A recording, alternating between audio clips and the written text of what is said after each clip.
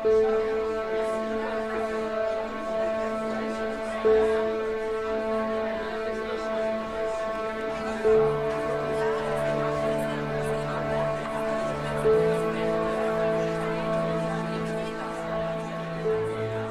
mon roman numéro 5 en Italie. Et c'est lui qui a remporté ce prix aujourd'hui féminin. Il m'a donné beaucoup de satisfaction. Et je suis heureux de l'avoir écrit parce que c'est un roman qui a eu beaucoup de chance. Beaucoup. Écoutez, l'impression, je ne vais pas vous dire que je suis malheureux. On est en général assez content quand on a un livre qui vous a enthousiasmé, enthousiasme d'autres personnes. En l'occurrence, j'y vois 3 ou 4 bons signes. Le premier, c'est que c'est un auteur qui avait déjà été traduit et publié en France par un confrère et qui n'avait pas encore trouvé son public. La deuxième bonne chose, c'est que l'idée qu'un livre paru au printemps puisse être couronné à l'automne par le Femina, c'est un très bon signe parce que ça pourrait participer de ce que nous souhaitons tous dans l'édition, qui est de décongestionner un peu la rentrée littéraire de l'automne. Et enfin, l'idée que ça puisse envoyer un message à la jeune génération littéraire italienne me fait plaisir. Bon, il parle de la reconstruction d'un homme qui ne savait pas d'être détruit. Il y a des coïncidences au début. Il est en train de sauver une vie dans la mer d'une femme inconnue pour lui. Et après le sauvetage, il y a un bordel, beaucoup de monde. Et personne dit lui merci.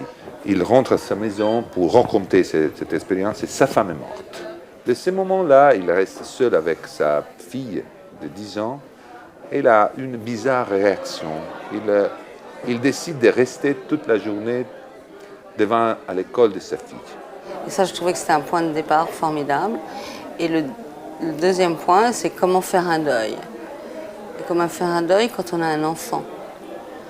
Comment accompagner son enfant qui doit faire lui aussi son deuil. Il est en train de se soigner, il ne sait pas, mais il est en train de se soigner. Et c'est comme une clinique, c'est là. Tout le monde va chez lui et il devient, malgré lui, un gourou, un psychologue, parce que tout le monde va chez lui et lui raconte ce problème, tout ça, parce qu'il pense qu'il est en train de souffrir et ne souffre pas.